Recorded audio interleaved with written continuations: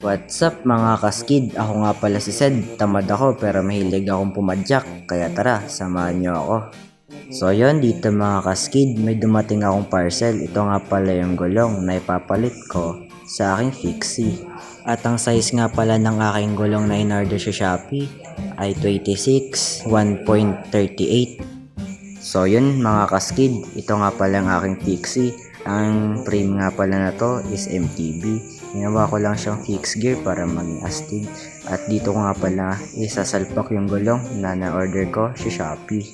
So yun mga kaskid, tinanggal ko na nga pala yung balot ng gulong para may kabit ko na dun sa frame ng aking fixie. Pero sa hindi inaasahan, sobrang kapal ng pagkabalot. Kaya fast forward ko na lang mga idol. So yun, natanggal na nga yung plastic at isasalpak na natin dito sa fixie natin. So dito mga kaskid, kumuha na nga ako ng